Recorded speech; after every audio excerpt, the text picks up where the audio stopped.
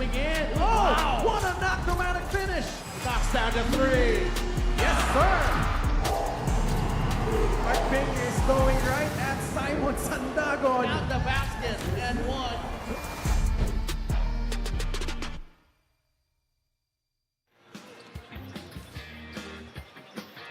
Nandito po tayo sa tahanan ng mga batang Kangkalu at the Caloocan Sports Complex in the city of Caloocan. And we have a capacity crowd inside this venue to witness this game between AJ Miranda joining a new team, the Muntinlupa Cagers. And they will look to make a good impression against the crowd favorite here in Caloocan, Kian Baclaan. It's our main attraction for tonight, the Muntinlupa Cagers going up against the Caloocan Batang Kangkalu. Welcome to the MPBL Preseason Invitational 2026. Ken Pangilinan po, kasama si Coach Mike Perez. Coach Mike, technically, this is a preseason game, but given the crowd turnout, this feels something way more. Oo, totoo naman. At itong mga fans ng Batang Kangkalu ay talagang inaabangan yung kanilang team. They've made the loudest change in terms of their roster this season, and everybody's excited to see what's with the Caloocan team. Hatiin natin yung mga nanonood sa atin live on the official MPBL Facebook page and YouTube channel. And syempre, Coach Mike, kasama natin at courtside si Miss Mika Abisamis. Mika, do you feel the energy right now? Grabe yung turnout here at the Caloocan Sports Complex. Ken, Coach Mike, tama kayo. It is just right that this crowd is super excited as Caloocan has one of the strongest lineups in this preseason tournament. It is a mix, no, of former champions and young blood. In fact, as I entered their dugout a while ago, Robbie Celis was all smiles and so was Kian Baclaan. Actually, may nabubuo sa kanila. Ang tawag sa kanila ngayon ay father and son. Yan daw ang tandem ng dalawang yan as they are starting their practices dito sa Batang Kangkalu. Sa kabilang banda naman, it's always so refreshing to see a young head coach on the floor at syempre hindi naman bago sa atin si Coach Jonathan Banal na dinala niya ang Rizal Golden Coolers sa playoffs nung 2022. At kung makikita nyo, ang kanyang lineup ngayon, nandyan si Apreco, nandyan si Miranda, si Miggy Corteza, at nandyan pa si Vince Tolentino. Hindi rin biro ang nabuo ni Coach Jonathan dito. That's why this game will surely be exciting. Ken, Coach Mike? Yeah, exciting times for both of these teams, Coach Mike. And should be an exciting matchup between Muntinlupa and Caloocan. Pero himayin muna natin yung the rest of the field. Nakita na natin, 4 teams already playing. Abra defeating Sarangani. Batangas City tinalo ang Bataan. Total of 18 teams grouped into 2 pools, Coach Mike. Yes, in the Group A, you have 5 playoff teams in there and 1 play-in team. Samantalang dito naman sa Group B, 4 ang playoff teams niya from the previous season. And of course, isang play-in team. And really just shows you na itong 18 mga teams na ito really wanting to test out initially how they feel this season is gonna be. And this is where they make their decisions on what things to change and what things to retain heading into the regular season. Unang bakbakan in Group B kasi yung first 2 matches natin, those 4 teams are part of Group A. And yung tournament format natin, Coach Mike, slightly different. Should be an interesting road all the way to the championship for these teams. Yeah, yung dalawang groups na yan, Group A and Group B, they will get into their respective pool play. Everybody plays against everyone in their group.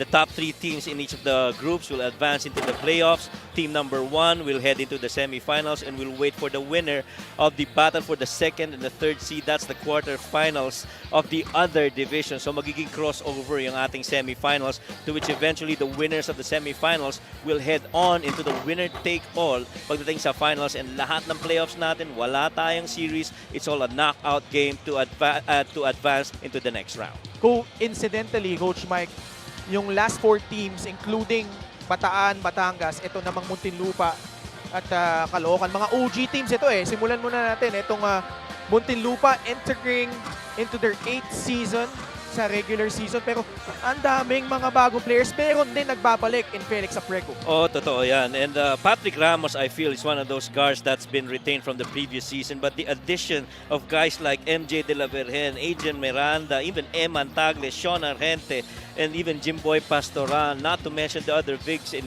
Vince Tolentino and Felix Apreco, would really help up yung front line and even the backcourt para dito sa Muntinlupa Cagers. And we'll see how this goes for Muntinlupa. A lot of changes, but definitely it's good to test them right now here in the preseason. A lot of changes for the Cagers. Almost the same case for Caloocan. They have some key pieces being retained here like Chris Biton, Paul Sanga still there. Pero ang headlines coming in are the new faces here na I'm sure excited itong mga fans sa Caloocan. Well, I'm excited for two things. One, the personalities that you just mentioned para dito sa Caloocan. Biggest move so far in the preseason. Kian Bakla, Angelo Rason, Eric Camson, Rob Celis. You know, you can go down the list of players para dito sa Caloocan, but the second more intriguing part of this team to me is how they will run the triangle offense of Coach Mike Sagigit. They have the right personnel. I feel they've got the right people in the right spots to operate on. It really is just a matter of coming together and working as a unit.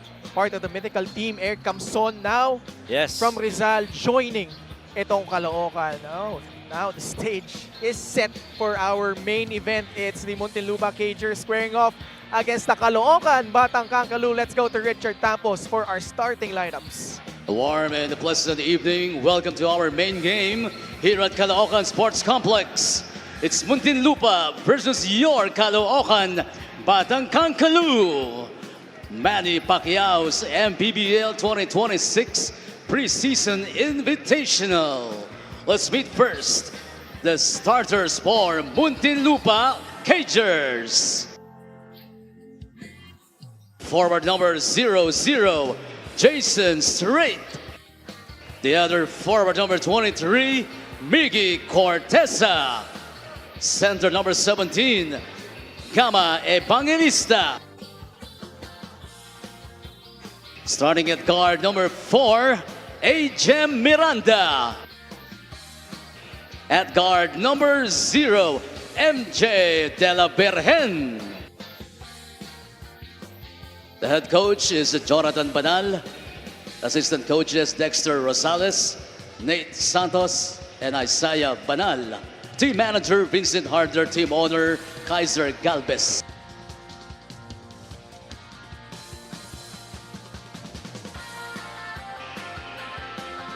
Now make some noise for your Caloocan Batang Kankalu! At forward number 7, Jeremy Cabanag. Also at forward number 8, Rob Celis. Guard number 9, Jello Razon. Also at guard number 29, Joko Tayong Tong. Coming in at center number 18, the MPBL Season 7 defensive player, June Bonsubre. Their head coach is Mike Sagigit. His assistants are Mark Orias, Stephen Mopera, Bong Solian, and Philip De La Cruz with Flaviano Ilagan. Team manager, Mac Robert. Starting 5 for Muntinlupa at the guard spots, MJ De La Virgen and Ajem Miranda. At center, Gama Evangelista. And at forwards, Miggy Corteza and Jason Strait. Sa Caloocan naman, Joko Tayong Tong, Jello Razon, June Bonsubre, Jerimer Cabanag, and Rob Celis. So, Coach Mike, for Caloocan, perhaps the two biggest acquisitions that they had, Eric Camson, Kian Baklaan, coming off the bench. But, tatlo sa Caloocan dito, mga mainstays. Kasama nila Robbie Celis and Jello Razon. Oh, totoo yan. And you know, again, similar to how we talked about the other teams early in the games kanina, it's how will these players now gel together. And I'm looking at the front line as well of Muntinlupa. Kumbaga, meron ding length and mobility itong mga to. Gama Evangelista. Oh, ayan, pinaitaan tayo agad. Right Ajem Miranda. Ajem Miranda and Miggy Corteza. And nandiyan pa si Jason Strait. So, do you expect these guys from Muntinlupa to defend? I think yes. Jello Razon fires a pass to Jeremy Cabanag for free. Short. Bola na tapik. Napunta kay Ajem Miranda. Miranda, curiously, donning a new jersey after playing for Ilagan Isabela last season. An offensive foul though will be called against Gama Evangelista. A little moving screen, and ito si Gama Evangelista used to play for the Gensan Warriors, and he's very much accustomed to quick attacks on the initial set on the half court. Right there, try to give that screen pero moving. Jera Mercabanag with another pull-up. Supply. Monsubre, the reigning MPBL Defensive Player of the Year, got blocked by Jason Strait. So 2 blocks already from the Cagers. So far, one thing we have not seen is any triangle action para dito sa Caloocan, and maybe they're still trying to calibrate themselves in live action here in the preseason. Miranda. Pasa kay Miggy Corteza. 4 na lang sa kanila shot clock. De La Virgen trying to bail them out. No good.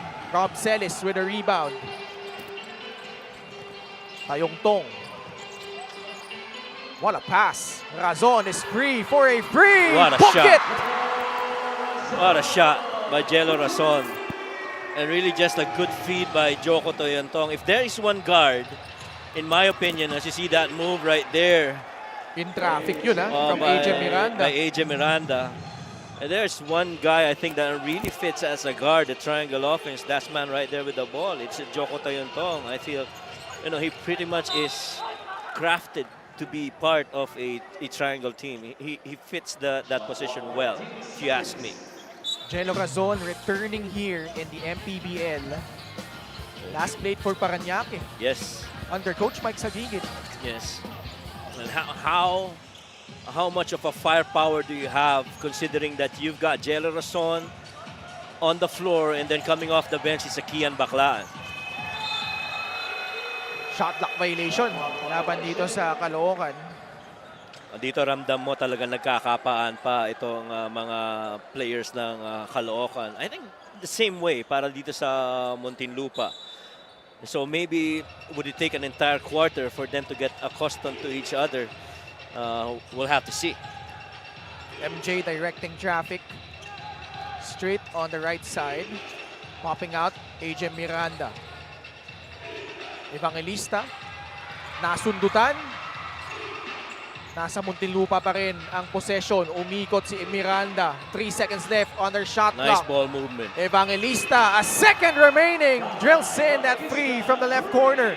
You're not surprised that Agama Evangelista can actually knock down a 3 because that pretty much was the profile of shots that they've been taking in Gensan. This time around, he's the one taking it for Muntinlupa. Sa poste, Robbie Celis. Laban kay Miggy Corteza. Celis, umihit sa loob. Blaze it up and in. When you look at the triangle offense, the ones that's been successful in the NBA, they had a Michael Jordan in Chicago, they had a Kobe Bryant over in the Los Angeles Lakers. I believe that role fits well for a Rob Celis. He's got that footwork and that paint finish and that medium range that works well in the triangle for Rob. More than 3 minutes gone by in the first quarter. We are deadlocked at 5 apiece. Miranda Trapped. facing a double team. Release pass to Miggy Corteza. Masyadong masikip. Defense of Caloocan on point. You know what? That's what they've been known for from the previous season. They were number 1 in blocks, number 2 in steals, and number 4 in offensive rebounds. And that to me is really, speaks highly of their defensive character para dito sa Caloocan. May foul laban sa Caloocan. So far, Muntinlupa holding their own early here in the first quarter. But then again, it's still too early to tell. Matter of adjustments, who's going to be able to successfully adjusting as the game progresses. Corteza, Nice fake. shot fake. Floater is up and in. Yan yung mga tinuturo ni Coach Vincent Harder dito sa mga players ng Muntinlupa. Wala lang siya ngayon dahil meron daw yata activity sa family nila with the kids. He's giving out his support for the team of Muntinlupa again. Rob Celis on the attack. Earns himself 2 free throws. The former Nueva Ecija Rice Vanguard. This was that shot fake after and then followed by that floater. Ganda na pagkaka-finish. Miggy Corteza has really been a guy that takes a lot of those kind of attempt floaters. Oo, kasama sa bag niya yan Oo. ni Miggy Corteza. Former Benil Blazer. Rob Celis splitting his free throws. So isa ang lamang ng Muntinlupa.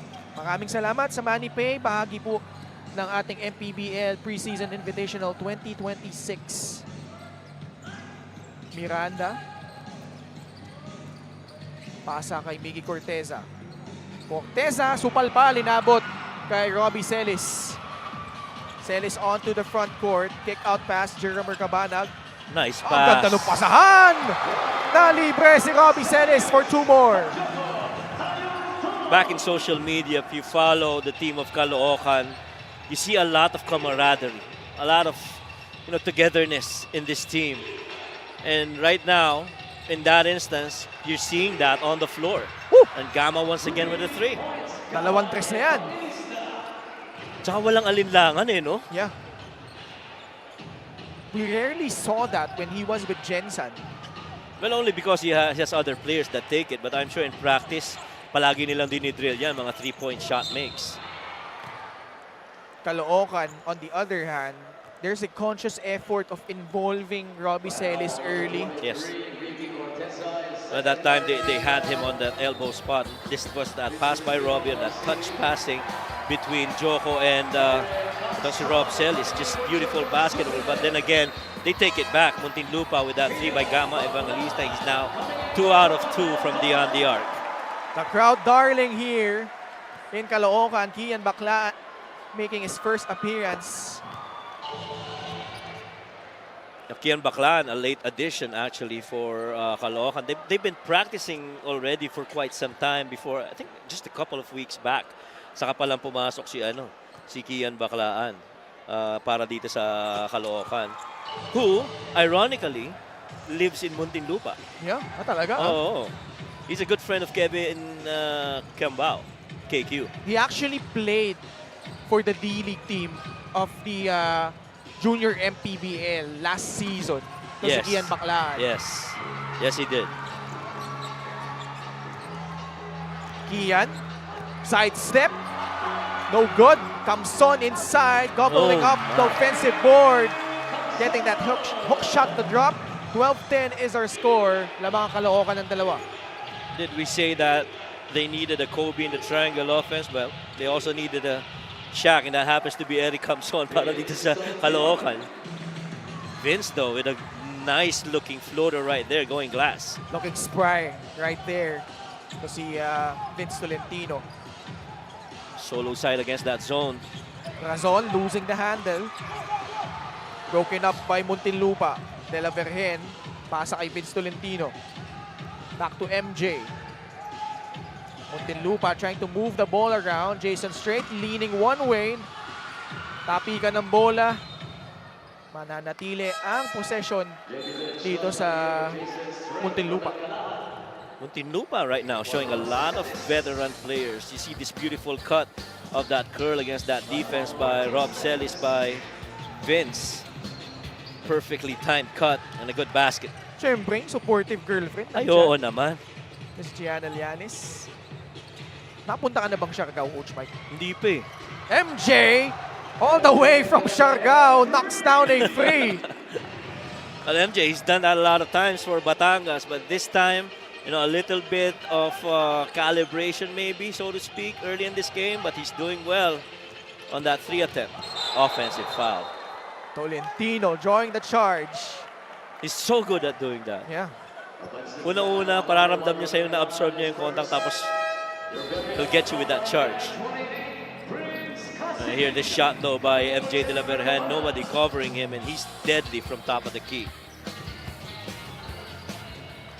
15-12. Alam mo ba't ito, 3 tres. Isang mintis lang para sa Muntinlupa. 1 out of 2 itong Caloocan. Kaya ako binanggit ng Siargao kasi may Airbnb sila Gianna saka Vince doon. Ah, ganon? Oo. Matutuwa mga pamangking ko dyan. Sila madalas dun eh. Sabihin ko nga. Jello Razon whips a pass to Baklaan. Naagaw ni Felix Apreco. Good anticipation by Felix. What a pass. Preco inside. He misses. Doubles up the offensive rebound. Miranda, though, missing everything on that outside shot.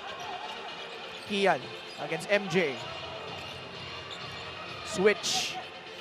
Prince Casin, pakapasok lang para sa Caloocan. Sa loob ng Araro, si Romel Calahat, basket plus the foul. Bonus free throw coming up. Wala na yatang ibang pwedeng gamiting salita doon, kundi bang Araro. Talaga nga naman, nakita niyang open yung baseline, went up against that strong defensive stand by Vince Tolentino, pero napakalakas rin kasi ng katawan nito ni Romel Calahat. Isa sa mga paborito nito ni Coach Mike sa gigit dahil he's a hard worker. You know, he plays big for his position and he's got good range too. At times, was their best player on the floor. Yeah. Ito si Romel Calahat. No, without a doubt. 15 all. Belención, pasa kay Felix Apreco. 3-point shot will not work.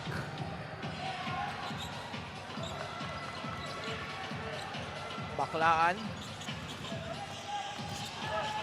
Pasok sa loob, pasa papuntay Calahat. Gets the friendly bounce on the reverse. As long as Calahat stays active on his feet inside the paint, and they've got really good guards in Chris Biton, Kian Baklan, Jello Razon, very unselfish guards, the ball is gonna find it. You see this right here. Went the opposite side, tried to curl under against that defense by Apreco, and a difficult finish for Romel Calahat. 17-15. Under 2 minutes left in quarter number 1.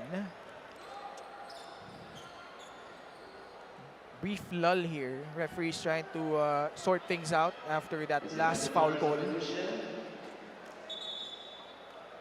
Ay, hindi. Mayroong kailangan palitan dito, no?